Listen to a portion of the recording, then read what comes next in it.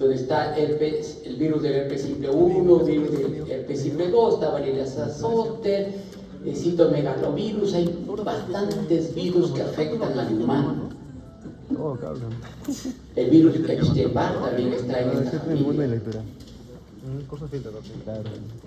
Este es un virus, al igual que los otros integrantes de la familia Herpesviridae.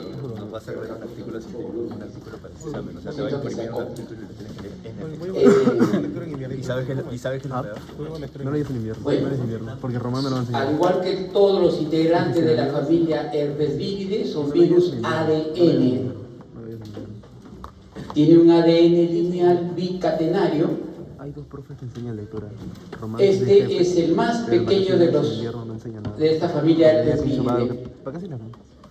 Pero él es el AGP. Por encima de este genoma tenemos la cápside, que es una cápside icosaédrica, y dice aquí rodeada de un tegumento proteico, que hace alusión a estas estructuras triangulares y algunas que no se ven triangulares, que se llaman los capsómeros.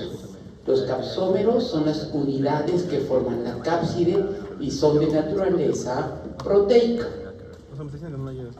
En verano no, porque conozco varios que tampoco. Por encima encontramos otra estructura, la envoltura. Recordemos que los virus en general se dividen en virus ADN y virus ARN. Profesores, Román, el jefe. Dentro de cada subtipo o cada clase, perdón, de ADN o ARN tenemos los virus envueltos y los virus desnudos. Los virus envueltos son aquellos que tienen envoltura. La envoltura típicamente es de naturaleza lipoproteica, porque normalmente se origina a partir de membranas de la célula huésped. Puede ser la membrana celular o puede ser las membranas nucleares. Pero biótica no hay. También pueden ser otros tipos de membranas como de aparato de Golgi. Ok, entonces esta es la envoltura. ¿Qué encontramos en la envoltura? Los receptores virales que típicamente reaccionan con los receptores celulares para reconocer la célula huésped y iniciar su ciclo viral. Entonces, algunos receptores importantes en esta envoltura es que tienen estos receptores GB, GHL, que son los que van reconociendo a la célula huésped, pero con un efecto bien interesante: forma sincitios. Esta formación de sincitios es típico de aquellos virus, ya no sé ni dónde ponerme ya, es típico de aquellos virus que, por ejemplo, son termosensibles o que su capacidad de evadir el sistema inmune no es el mejor. ¿Por qué? Porque el sincitio es el producto que se forma por fusión celular, es decir, el virus afecta a su célula huésped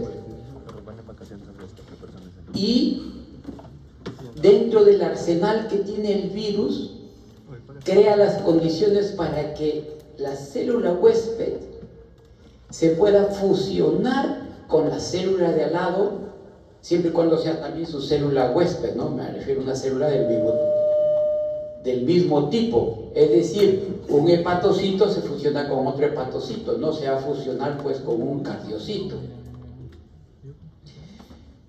¿Esto qué hace? Que el virus pase de una célula a otra de manera segura, porque se fusiona. En el sitio de fusión es por donde pasa. Ahora ya tiene una nueva célula huésped sin perder la anterior. Y este ciclo se repite. Esta segunda célula huésped se fusiona con una tercera célula que luego se convierte en huésped. Al final voy a tener células gigantes multinucleadas. Si resultan de la fusión de 3 células, tendré una célula que tiene 3 veces el tamaño de una célula normal y que tiene 3 núcleos. Entonces, cuando ustedes revisen su información, van a encontrar eso de células gigantes multinucleadas. Se refiere a estos sincitios, que son justamente los virus que vamos a ver hoy día. Eso asegura su supervivencia. Recuerden que de esta manera también logran otra cosa interesante. El sistema inmunológico no los ve, ¿no es cierto? Está pasando de uno a otro sin tener exposición afuera. Entonces es una estrategia bastante eficiente para la supervivencia, esta formación de sincitios. También tiene esta proteína, esta glicoproteína E, que es la más abundante y que tiene la capacidad de unirse al fragmento FC de la IgG. Es decir, para el lado constante, ¿no es cierto? No para el lado FAP, sino el FC de la IgG. ¿Ok? Esto vamos a ver que es bien interesante porque podría servir para crear vacunas, ya que tiene interacción rápida y podría inducir una alta respuesta. Y es muy abundante en este virus. Sobre la replicación, ¿alguno sabe cómo se controla el volumen del micrófono para evitar el acoplamiento? ¿Alguno sabe de estas tecnologías? ¿Nadie? No, pues el delegado es el delegado. Pero si alguno sabe, sería genial. Bueno, si no saben, no hay problema. Pero disculpen estos acoples y escapa a mis posibilidades. Hasta que se viene. Creo que hay aquí. Ya. Parecía. Entonces, ¿cómo es su replicación? Bueno, la típica replicación que hemos visto para todos los virus. Hay una fase de entrada donde hay interacción entre receptores virales y receptores celulares. En este caso, los receptores celulares son los que están viendo aquí. Una vez que hay ese reconocimiento y adherencia a la célula huésped, el virus ingresa y se replica. Aquí encontramos algo muy interesante. Se replica a nivel nuclear. Esto es interesante saber porque ya vemos de que algunos virus se pueden replicar a nivel del citosol y otros a nivel nuclear. Este va hasta el núcleo. Y ahí asegura su replicación. Y también ese poderoso efecto que tiene, que es de la latencia, que les voy a mencionar dentro de un momento más.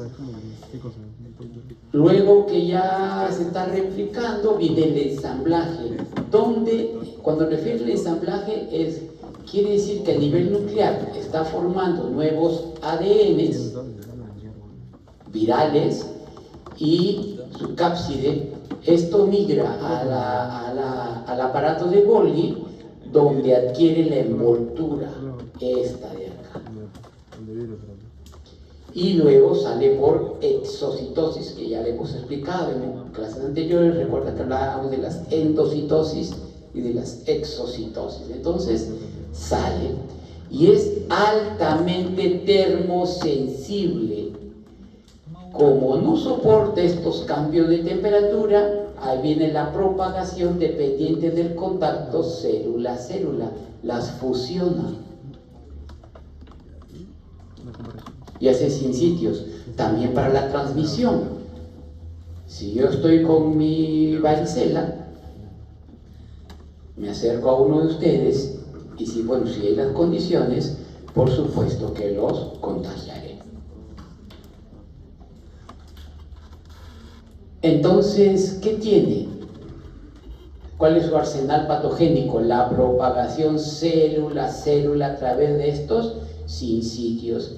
¿Quiénes intervienen? Estas glicoproteínas GB, GHGL, que les mencionaba aquí, ¿no es cierto?, que son las encargadas de esta formación de sincitios. esta manera evade la neutralización por anticuerpos extracelulares porque no los ven, no ven al virus. También puede producir una modulación de la respuesta del huésped con esta proteína IE62 que bloquea interferón, y hay activación de la STAT3 que inhibe la apoptosis celular. Y con esto espero responder la pregunta de varios, porque uno comienza a pensar, si una célula se fusiona con otra, ya comienza a mal funcionar. Y lo normal que ustedes ya han aprendido es que se activan los mecanismos apoptósicos. Pero acá no. ¿Por qué? Porque tenemos una inhibición. Entonces las células siguen vivitas, dándole caza al virus. Tiene una supervivencia prolongada en células epidérmicas y linfocitos T. También afecta a células inmunitarias y a los linfocitos T. Imagínense que son, ya saben, los TCD4, los directores de la orquesta, son los que toman decisiones si se va a una respuesta celular o una respuesta humoral, ¿no es cierto? Todo eso ustedes ya lo conocen por inmunología. Y lo que les mencioné un inicio sobre latencia, esa es una característica no solo de este virus, sino también de sus hermanitos. Recuerden que tiene varios hermanos porque son varios los integrantes de la familia Herpes viridae. La latencia, ¿en qué consiste? En que el ADN viral se acopla al ADN celular a manera de episoma. ¿Y qué hace? Apaga toda su expresión. El ADN viral apaga su expresión. Entonces, la célula huésped que no se haya fusionado y que el virus haya llegado, porque de repente fue de humano a humano por ese contacto directo, y llegó a la zona donde puede hacer que sus células nerviosas, se apaga. Y puede permanecer así toda la vida. Dice, sí, por favor, un poquito de volumen, mucho se acopla a los parlantes.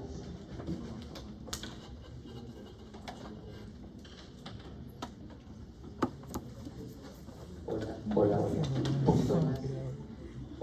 Hola, un poquito más. Hola, no se escucha nada. Hola. ¿Me escuchan? Nada, un poquito más. Hola.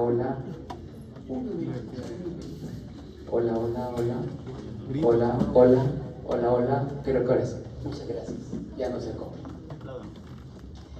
Bueno, creo que ahora sí vamos a... Bueno, me puedo desplazar un poco más, estaba así muy en un solo sitio. Entonces, retomemos, disculpen la interrupción, era importante esta latencia. Ya les dije, a nivel de células nerviosas, neuronas, células satélites de los ganglios, y garantiza la supervivencia del virus de por vida. Vamos a ver que este virus afecta típicamente en dos etapas de la vida: infancia y los adultos mayores de 50 años. Ahí donde se reactiva. Imagínense, desde la infancia desaparece el virus y de pronto aparece 50 años después. ¿Por qué? Porque se reactivó. O puede ser que no se reactive nunca.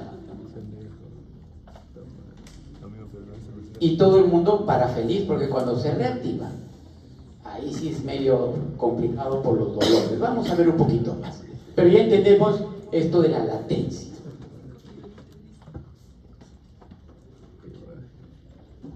Entonces, vemos, primero hay una inoculación, puede ser mucosa respiratoria, diseminación, células dendríticas, amígdalas, linfocitos T. Luego hay la lesión cutánea típico, que es la varicela. Luego viene la latencia. ¿Qué hace? El virus viaja por transporte axonal retrógrado, o sea, va desde la piel hacia ganglios y estableciendo latencia que puede ser de por vida. ¿Cuándo se activa? Cuando hay inmunosenescencia, inmunosupresión, el virus se activa.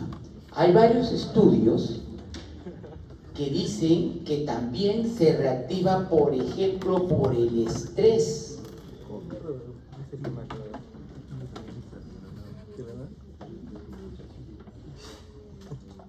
Y eso corrobora una vez más esa unidad psicosomática que somos, ¿no es cierto? Miren cómo un estado mental puede crear esa activación. Bueno, pues ya se sabe que el estrés, ese malo, ¿no? Ese distrés, cómo afecta directamente al sistema inmunitario, y ello pues ocasiona que se reactive, y se reactiva como herpes zóster, que ya lo típico son estos dermatomas que van uno al lado del otro, en unilateral, en ciertas zonas nada más, por donde esté el virus, ¿no? Entonces, acá hay un cuadrito que me parece que es bastante útil porque es comparativo entre la varicela y el herpes zóster. Miren, varicela es por infección primaria y el herpes zóster es por la reactivación,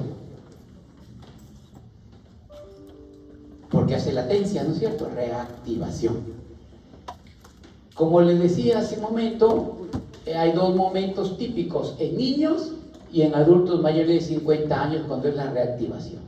En niños, la típica varicela, bastante conocida, desde el colegio nos enseñan estas cosas, ¿no? Sobre la varicela, tal vez alguno la haya vivido. Entonces, y de ahí va a postar una tablita bien interesante para ver esto del herpes zóster sobre el cuadro clínico. Pero aquí ya saben, hay un pródromo febril, luego hay lesiones, ¿no? Máculas, pápulas, vesículas y luego las costras.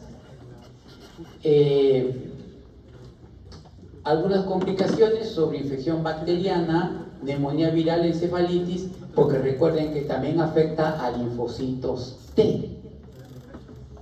Entonces crea condiciones para que el sistema inmunitario no funcione de la mejor manera, y vienen todos los que pueden aprovechar esa oportunidad. Y en el caso de la reactivación, mayores de 50 años, inmunodeprimidos, que pueden tener menos de 50 años, pero están con inmunodepresión, reactiva el virus, y viene el cuadro que sí es bastante más complejo, que se caracteriza principalmente por este dolor neuropático agudo. Es tan fuerte, cuando es dolor neuropático es fuerte, es intenso, terrible, y la primera terapia que hay que hacer es la del dolor. Los pacientes no resisten el dolor, es demasiado intenso. Bueno, la erupción vesicular, acá vemos un gráfico donde se ve unilateral, asimétrico, ¿no es cierto?, confinado a uno o más dermatomas adyacentes, generalmente en zonas de tórax y región craneal son las más comunes. ¿Cuáles son las complicaciones? Ya les decía, la neuralgia postherpética, que hay que hacer tratamiento del dolor porque es un dolor crónico debilitante. También se puede complicar con herpes zóster oftánico, que es el signo de Hutchinson, y que allí pues el paciente ya tiene problemas de visión, y eso sumado al dolor, ya, pobre paciente. Aquí es lo que le mencionaba el gráfico para lo que es zóster. Si ustedes ven, es una curva digamos no tan intensa, pero cuando llevan los 50 años, ven aquí este punto de inflexión, comienza a subir mucho el número de casos de herpes zóster. distribución mundial, transmisión principalmente vía respiratorias, pero también por contacto directo con se trata de las vesículas en varicela y también puede ser en el peso. La tasa de ataque aproximadamente del 90% en contacto domiciliario susceptibles, empezando por niños, ¿cierto? Entonces ya se imaginan que por aquí va también el tema de cómo va a ser en casa cuando se envíe el paciente a su hogar. Bueno, el abordaje diagnóstico. El diagnóstico clínico es el referente de oro o de oro. ¿Por qué?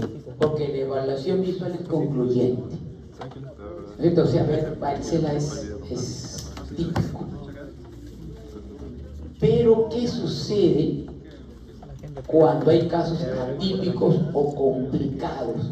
Entonces ahí ya habría que ir al laboratorio, y en el laboratorio se puede hacer PCR con líquido vesicular, hisopado de lesiones o líquido cefalorraquídeo, y es un método que ayuda bastante, sobre todo distingue la cepa salvaje de la cepa vacunal. La cepa salvaje es la que está afectando al humano, la vacunal es la que usamos para ellos mismos. También hay serología por ELISA o por inmunofluorescencia que detecta IgM para lo que es infección aguda. Recordemos que en todo proceso infeccioso primero salen las IgM y luego con el tiempo salen las IgG cuando ya es una enfermedad desplazada.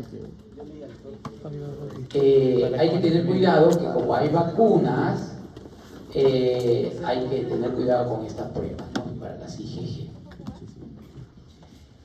Para el manejo terapéutico, los inhibidores de ADN polimerasa, por supuesto, ¿no es cierto? Si es un virus ADN, nos interesan los inhibidores, y fármaco de elección hay varios, pero el que usamos típicamente aquí en nuestro querido Perú es la aciclovir en primer lugar.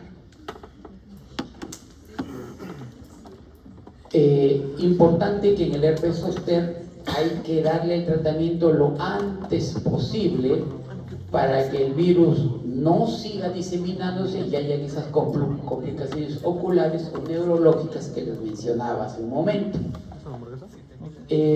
Y el manejo del dolor es la otra etapa. Ya les decía que es un dolor intenso y se le puede dar al paciente gabapentina y pregabalina, que son los dos típicos que se suelen utilizar en nuestro Perú. Y cuando hay inflamación severa, los corticosteroides sistémicos en esos casos. Para la prevención de la infección, o sea, para varicela, tenemos vacuna virus vivo atenuado. Y para la prevención de la reactivación, o sea, para lo que es el herpes zóster, tenemos la vacuna recombinante adyuvada. Como ven, aquí usamos virus vivo atenuado. Eso tiene ventajas, pero también tiene peligros, porque el virus puede mutar y reactivarse, pero es el que solemos usar a los niños con el programa que seguramente ustedes lo conocen muy bien por salud pública. Y esta vacuna recombinante adyuvada, que es solamente una fracción específica del virus, entonces aquí no tenemos ningún problema porque las unidades de glicoproteína E, que es bien abundante, ya saben, en el virus. Entonces, para los adultos mayores de 50 años y pacientes en riesgo altamente eficaz, induce fuerte respuesta de células T, que suelen caer un poco, esta de inducir la respuesta y poder normalizar todo. Y ya les decía, no contener virus vivo, como aquí, puede administrarse de manera segura en pacientes inmunocomprometidos. Es muy ventajoso el uso así de fracciones, de fragmentos virales. Ese es por donde está yendo el mundo de las vacunas hoy en día. Ya esto de virus vivos atenuados se está haciendo lo posible por dejarlo de lado. El segundo virus ya es un virus ARN. virus sarampión. También sarampión, harto conocido. Estoy seguro que aquí habrá más de uno que ha vivido de repente un momento de sarampión en su vida infantil. Este ya pertenece a otra familia, la familia Paramyxoviridae, una familia de virus un poquito más grandes, pero son ARN. Entonces, aquí lo tenemos. Les comentaba que este virus es un virus ARN, tiene un ARN monocatenario lineal, es ARN, y encima de este ARN tiene su cápside que está protegiendo todo el ARN. Si se dan cuenta, la cápside es helicoidal. La cápside que vimos en el virus varicela era una cápside icosaédrica. Su ADN estaba dentro y la cápside por fuera. Aquí vemos una forma distinta de cápside, ya no cápside icosaédrica, sino cápside helicoidal. ¿Qué ruta sigue el helicoidal? Por dentro está el ARN, es como un cable de corriente que está rodeado por ese estuche de plástico.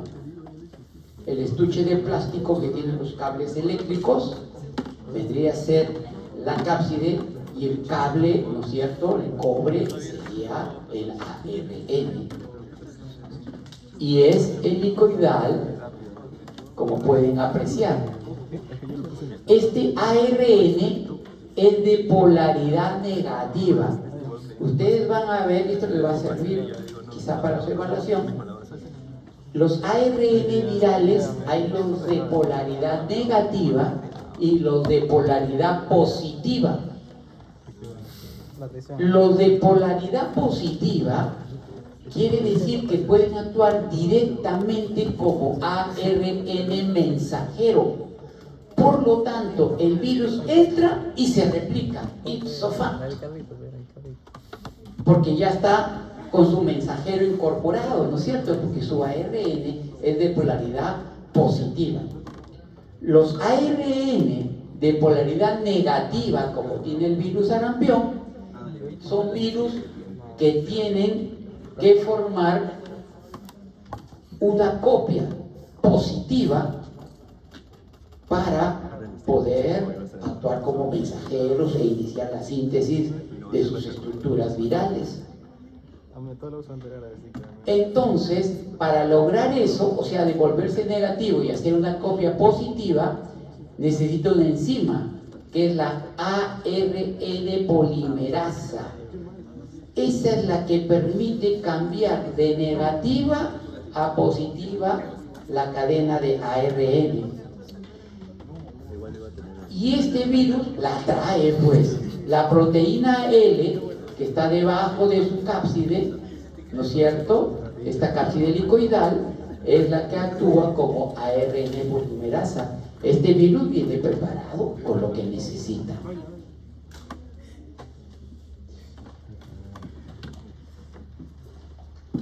Luego viene la envoltura, también es un virus envuelto. ¿Qué hay en la envoltura? Los receptores virales, ¿no es cierto?, que van a interactuar con los receptores celulares. Por ejemplo, acá tiene la proteína H de hemaglutinina, que ya se imaginan lo que hace, pero además es un receptor, por ejemplo, para las células que tienen nectina 4. Entonces interactúan, se adhieren y entran, ¿no es cierto? Ese es el ciclo que ya venimos repitiendo clase tras clase. También tiene una proteína F de fusión. ¿Qué es lo que hace? Facilita la fusión de la envoltura viral con la membrana celular. Y en el punto de fusión, la nucleocápside. ¿Qué cosa es nucleocápside? Cápside más genoma, ¿no es cierto? La nucleocápside ingresa a la célula huésped, pero además, ¿ok?, permite la formación de sincitios. Este virus también forma sincitios, que ya sabemos qué son. También tiene proteínas no estructurales como la C y la V, que se encargan de evadir la respuesta inmune, inhibiendo la cascada del interferón tipo 1 del huésped. Es típico, ¿no? Ya hemos visto varios virus que tratan de bloquear interferón. Recuerden que interferón lleva ese nombre porque interfiere con el ciclo viral. Bloquea el interferón, tranquilito se multiplica el virus.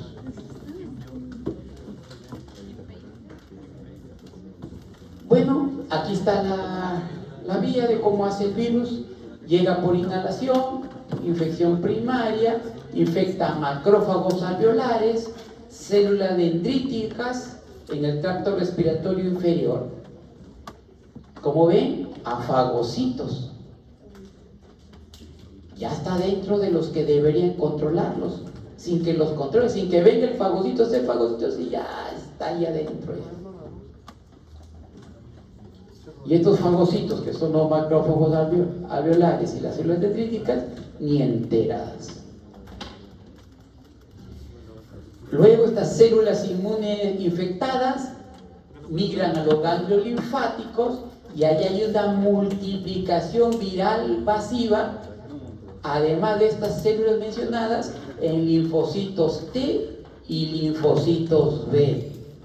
Otra vez están atacando a los linfocitos. Y ya hemos aprendido de clases anteriores que esta es una forma bastante efectiva de pasar inadvertido.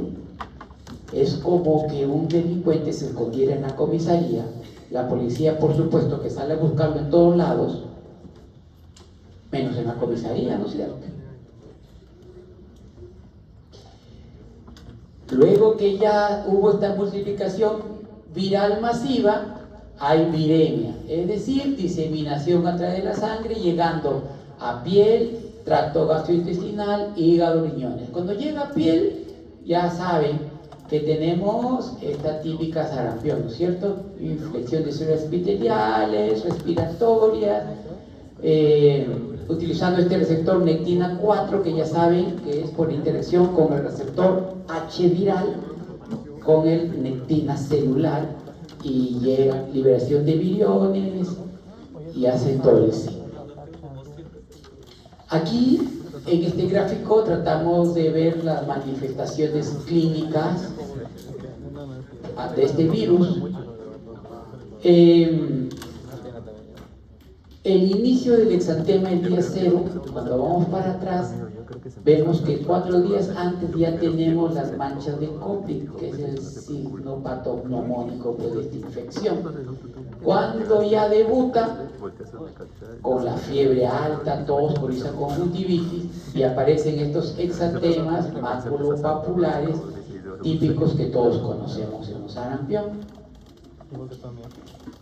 que dura los primeros casi 5 días, y luego viene la convalescencia con la descamación, resolución de la fiebre alta, se resuelve, y desarrollo de anticuerpos IgG, que estos son los que podemos detectar para un proceso de laboratorio.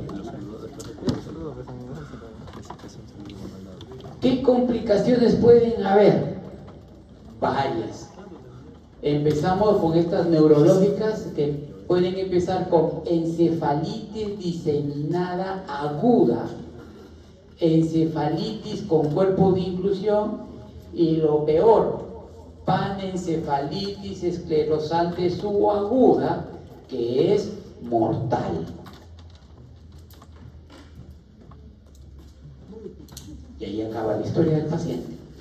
También hay complicaciones respiratorias como neumonías, que es principal causa de muerte. Cuando hay neumonía, no es tan frecuente, pero puede haber laringotraqueobronquitis, otitis, también gastrointestinales como diarreas severas, y hay riesgo de nutrición por ello. Recuerden que afecta a linfocitos T, también a los B. ¿Qué tiene interesante en estos linfocitos T? Que este virus agota y reemplaza el repertorio persistente de linfocitos de memoria del huésped, porque afecta también a los T de memoria. Entonces, prácticamente al paciente lo dejan indefenso, ¿no es cierto? Porque hay que empezar de cero, como si fuera una primo-infección de algo, de lo que ustedes crean. Y para una primo-infección es un tiempo que se toma el sistema inmunitario, a diferencia cuando hay los linfocitos de memoria, que ya todo es más rápido. Entonces, el paciente, aparte que destruye linfocitos T, incluyendo los de memoria, entonces, ¿qué tenemos? Una inmunosupresión profunda y prolongada, dejando al paciente vulnerable a infecciones oportunistas.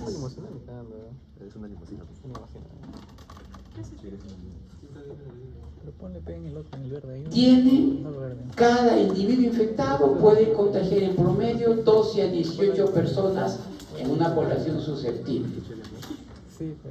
Transmisión por microaerosoles que permanecen suspendidos infecciosos en el aire hasta por 2 horas tras abandonar la habitación del paciente infectado. Esto es bien interesante. Supervivencia de 2 horas es bastante.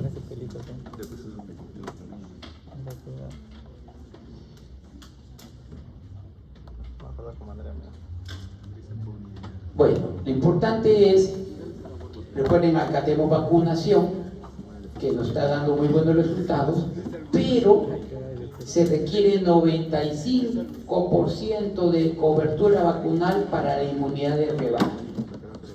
Entonces, tenemos que seguir con los planes de vacunación, los planes de protección, para que se erradique totalmente esta virosis. En laboratorio podemos hacer varias pruebas, por ejemplo, IgM. Recuerden, IgM es para infección reciente.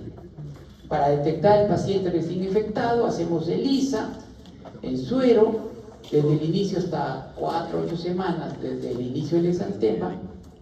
Ahí está la ventana clínica, hay que hacer IgM.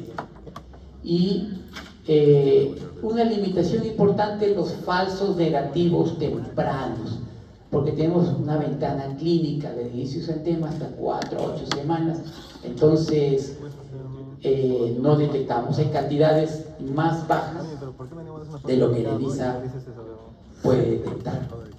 Eso tiene que ver con la sensibilidad de la ELISA. También tenemos pruebas mejores como las PCR, las RT-PCR.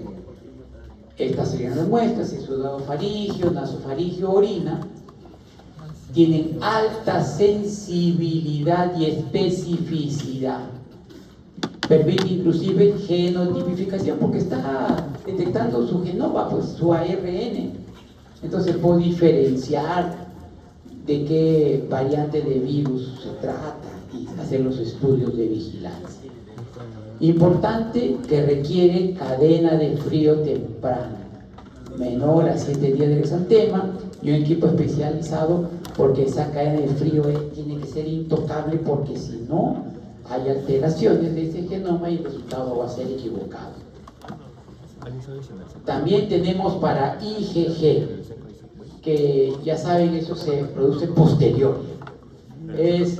Las muestras son sueros, pero tienen que ser muestras pareadas. ¿Eso qué quiere decir? Dos muestras en distintos momentos. Y ahí viene el problema, porque para la segunda muestra el paciente ya no viene. Eso dicen las estadísticas. La primera vez sí, pues está ahí, le toman la muestra y luego lo citas 2 a 3 semanas después, o en el tiempo que tú digas, ya venga, que sea en una semana, pero no viene. Entonces la muestra pareada no hay, no comparo los niveles, porque tengo que ver si la están aumentando o no los niveles de inmunoglobulina. Y entonces tiene su problema. Teóricamente está muy buena, pero en la práctica es un poco complicado por poco compromiso del paciente. Para el manejo clínico no hay terapia antiviral específica, pero sí un soporte nutricional con vitamina A que reduce drásticamente el riesgo de ceguera y la mortalidad global en niños. Vitamina A, bien importante, además de la rehidratación, antibioticoterapia empírica cuando hay sobreinfección bacteriana secundaria. Recuerden que ahí vienen las secundarias, ¿no es cierto? La infección secundaria, les comentaba. Un control hospitalario, tiene que haber aislamiento estricto de precauciones respiratorias por aerosoles, presión negativa si es posible. La vacunación, importante, ya saben, en las primeras etapas de nuestra vida. Y la profilaxis post-exposición, que también es importante, y que eso yo ya no profundizo mucho porque ustedes ya los han llevado cursos especializados. Finalmente, vamos a ver a un honguito, Sporotrix check.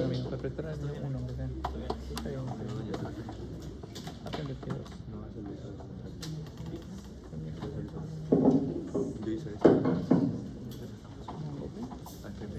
Acá estaba antipepa.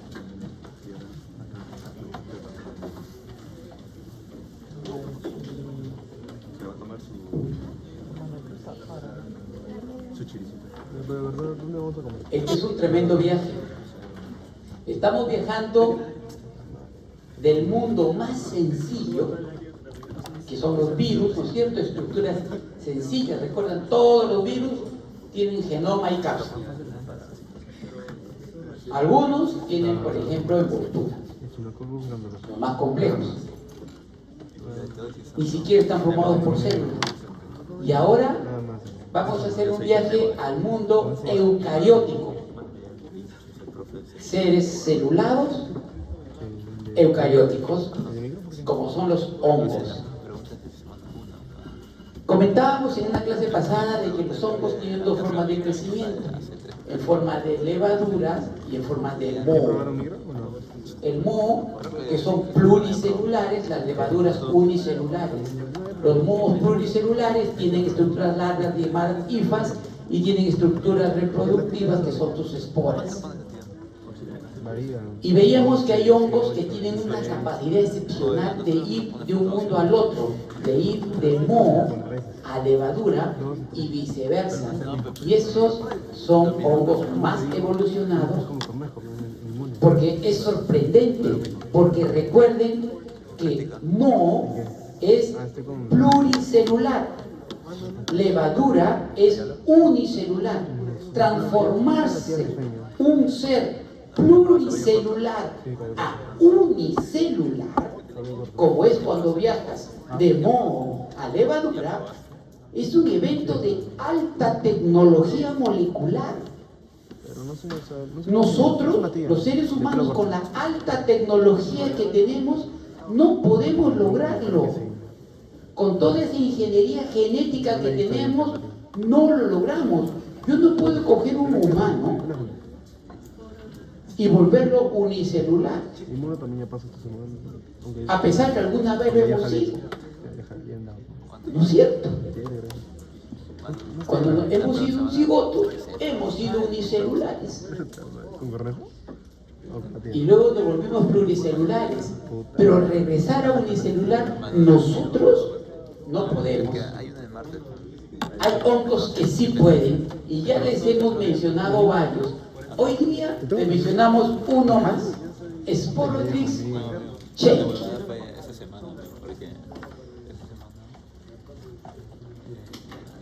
¿Cuál es el factor desencadenante para que pase de moho a levadura? Es la temperatura, como ya lo hemos mencionado en otras oportunidades. Entonces, cuando esté en el medio ambiente, 25 grados promedio, es un moho con sus hifas sí, la del centro es, ¿no? y con sus esporas que reciben el nombre de conidios, que tienen una forma así como de una lágrima. Algunos son un poco más ensanchados por aquí, más angostos por acá, que parece un mazo o una lágrima. Y en el microscopio a veces forman así, estas como rosetitas, como margaritas. Es un típico moho pluricelular con estas hifas que, como ven, tienen acá tabiques que se llaman hifas tabicadas. Cuando no tienen tabiques se llaman hifas cenocíticas. Ok, vayan aprendiendo esos términos. Promoción de pollo. Cenocíticas, con C, cenocíticas, cuando no tienen estos tabiques que ves acá, ¿ves? Aquí, que se ve que es pluricelular, ¿no?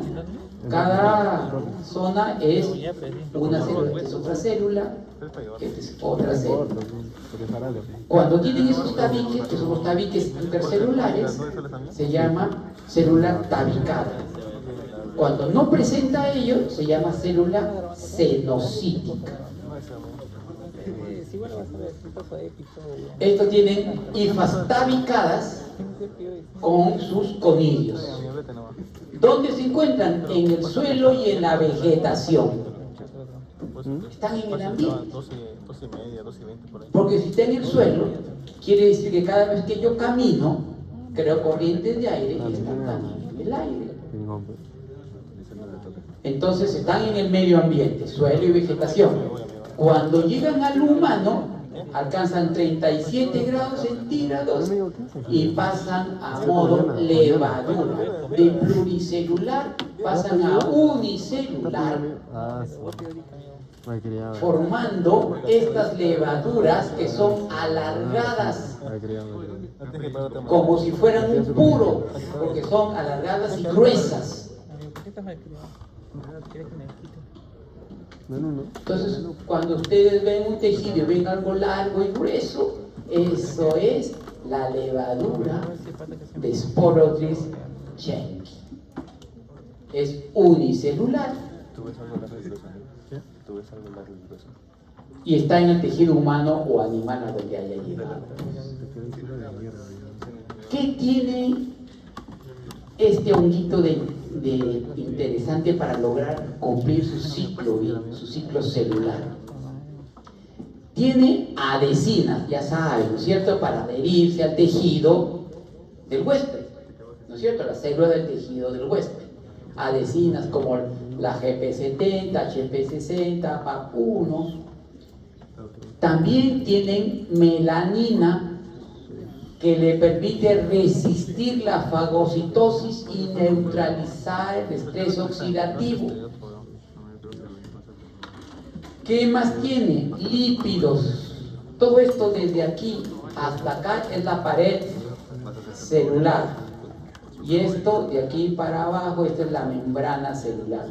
Esta es la pared gruesa. Tiene lípidos que inhiben la fagocitosis por macrófagos y modulan la respuesta del óxido nítrico. Si se dan cuenta, estos lípidos trabajan muy bien con la melanina para lograr reírse de la fagocitosis.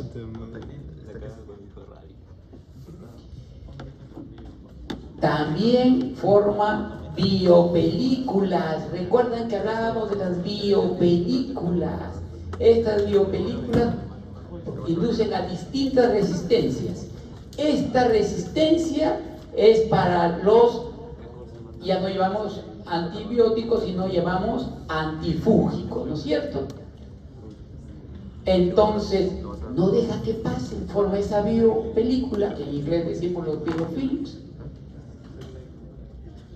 y tú le puedes poner itraconazol, que usamos bastante acá en Perú, y este honguito no pasa nada. Por eso es que este hongo es un patógeno verdadero, tiene mecanismos altamente desarrollados. El solo hecho que sea dimórfico ya implica un alto grado evolutivo. Porque al humano llegan conidios, que son sus esporas. Pueden llegar algunos fragmentos de hifas. El sistema inmune comienza a desarrollar una respuesta, porque ya saben, se observa, se toma información y se desarrolla la respuesta. Y resulta que pueden venir fagocitos, o puede venir respuesta tumoral buscando hifas o conidios y no encuentran nada porque ya se transformaron en levadura. ¿Ok? Vayan pensando en eso, ese es el mecanismo de supervivencia. Tienen también sideróforos, ya saben, los sideróforos cogen hierro.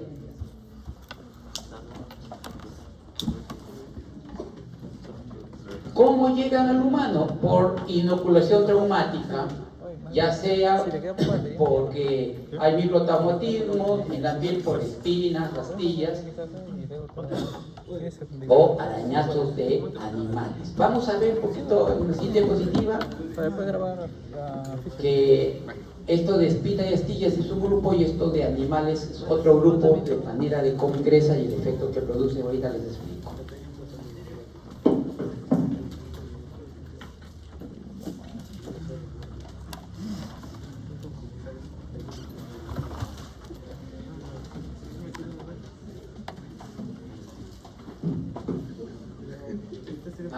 Antes que me olvide, agradecerle al delegado por llamar al personal especializado de acá del sonido. Gracias, delegado.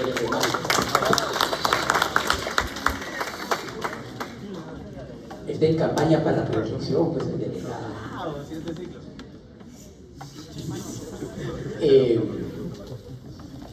Entonces, bueno, vamos retomando. Entonces ya saben, entran así.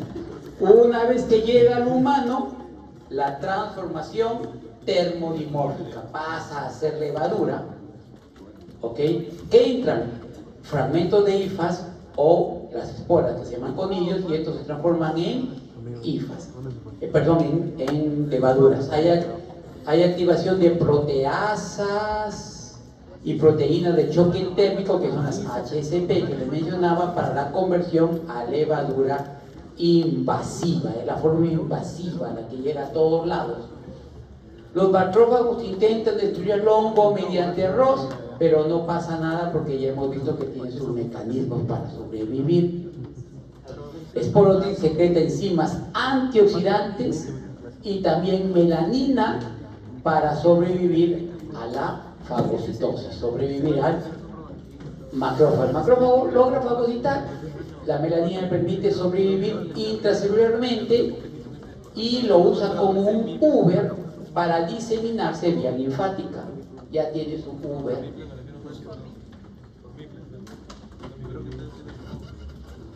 Manifestaciones clínicas hay varias. Una, la linfocutánea, que es la típica, 67% de las veces forma linfocutánea, que es una lesión inicial nodular o gomosa, que luego se ulcera, luego crea una cadena de nódulos a lo largo del trayecto de los vasos linfáticos de drenaje. Luego tenemos la cutánea fija, que ya está en el 26%, y si se dan cuenta ya tenemos casi todos los casos aquí, 100%, que es una lesión restringida al sitio de inoculación. Vemos placas ulceradas porque las úlceras son típicas en estos procesos infecciosos. No hay afectación linfática, por lo tanto no corre y se queda en el sitio de inoculación. Esto es en pacientes con alta inmunidad celular previa, entonces controlan, no avanza el hongo.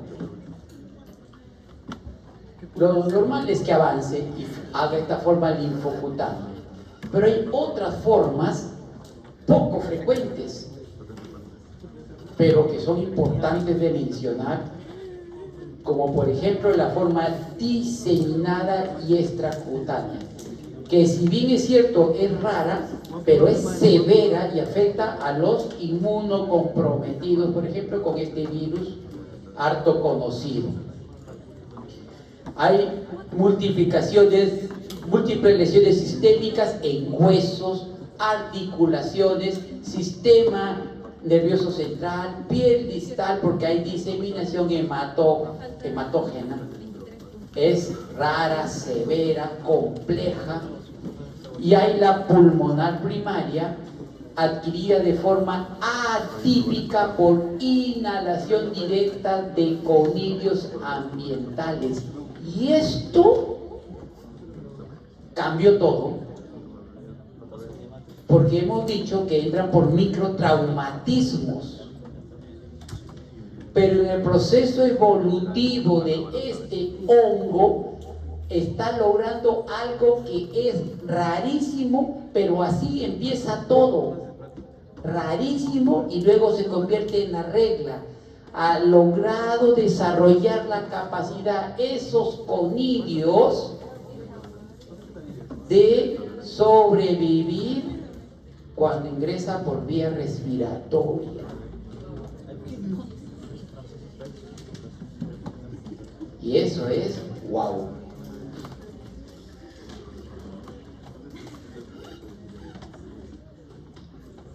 Prepárense para lo que viene, ¿no es cierto? En los siguientes años ya empezó una nueva vía de transmisión. Y el cuerpo recién se va a adaptar, va a ver qué hace nuestro sistema inmunitario para enfrentar esto. Hay una evolución cavitaria clínica y radiológicamente similar a la tuberculosis. ¿Eso qué significa? De que al principio nos podríamos equivocar, ¿no es cierto? Vamos a ver tuberculoma en la placa radiográfica y podríamos equivocarnos. Porque no encontramos información aquí en Perú que diga, oye, sospecha de esporos. No está, no hay.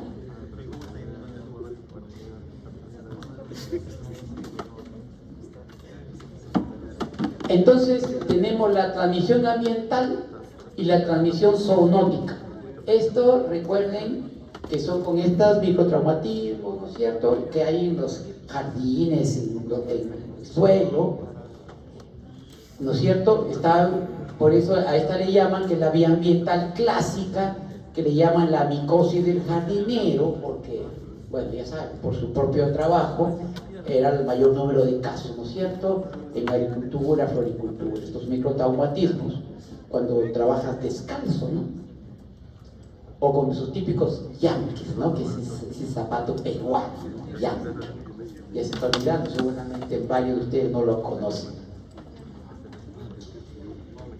En México, 34% de incidencia en el grupo pediátrico de 0 a 15 años. Este es de México, es un valor en México, pero es interesante conocerlo porque podría darse en otros sitios como Perú. Predominancia en hombres con 55%, pero esto no es definitivo porque no es una amplia diferencia frente a mujeres. Lo que sí es bien interesante es la transmisión zoonótica. Porque, ya les dije, esto puede ser por arañazos, principalmente de gatos infectados. Y eso sí preocupa, porque el gato es una mascota típica, ¿no es cierto?, solo superado por perros. Me refiero en incidencia de mascotas. Primer lugar en mascotas en Perú es perro, segundo lugar gato. Entonces es la segunda mascota frecuente. Y resulta que esta mascota puede infectarse con este hongo. ¿Cómo? Cuando la mascota sale. Los gatitos, aquellos que tienen gatos, hay gatitos que la calle los llama.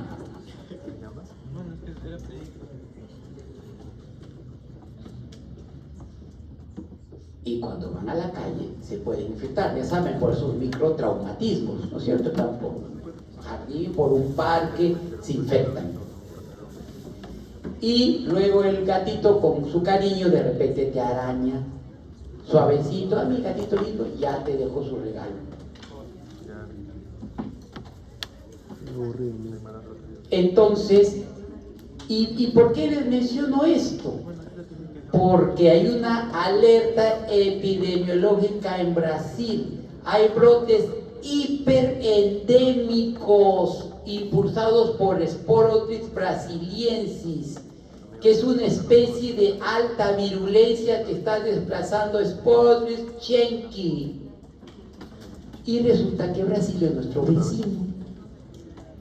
Y resulta que van a construir un trencito que va desde la costa hasta Brasil.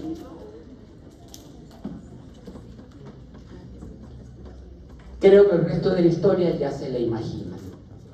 Que nos ponemos ahora mismo las pilas, ya no contra Chenki, sino contra Sporotix brasiliensis.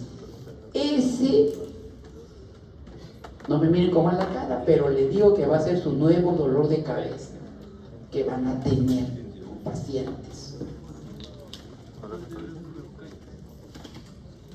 Miren que les estoy avisando. Acuérdense, Sporotix brasiliensis. Lean bastante, transmisión por gato.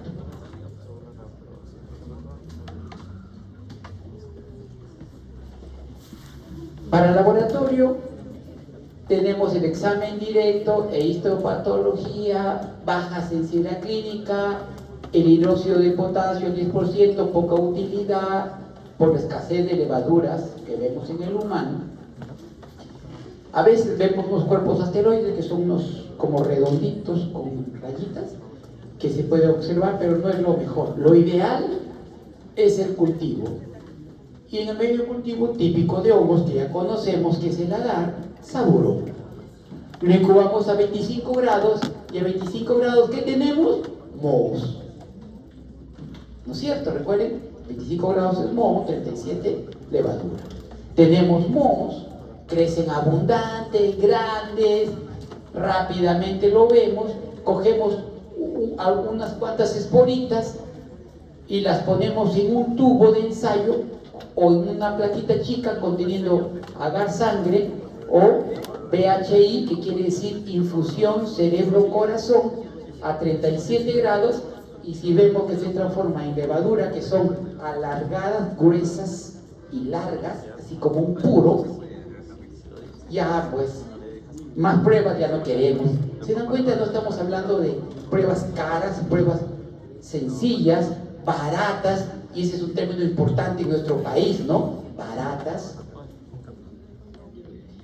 para diagnosticar en laboratorio definitivamente la presencia de Sporotix. También tenemos las pruebas moleculares con una alta precisión, pero sobre todo para diferenciar Sporotix chenki de Sporotix brasiliensis, que ya les dije, van a comenzar a oír más seguido de este Sporotix brasiliensis, se los aseguro. ¿Cómo se hace? Con PCR.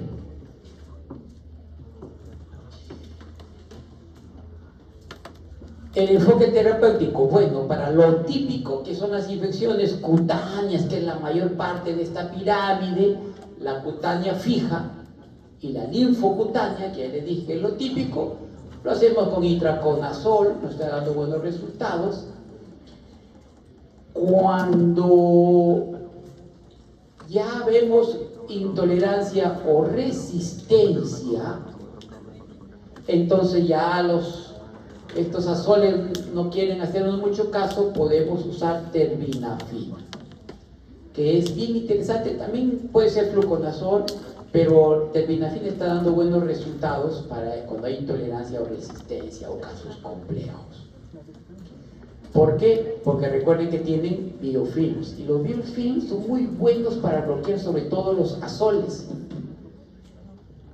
El fluconazol con uriconazol pueden dar resultados, pero terbinafina si da resultados. Es la primera elección, más o menos lo que recomendamos, primera elección cuando hay este tipo de resistencia. Y ya los casos raros, muy raros, como la enfermedad diseminada extracutánea, ya utilizamos anfotericina B.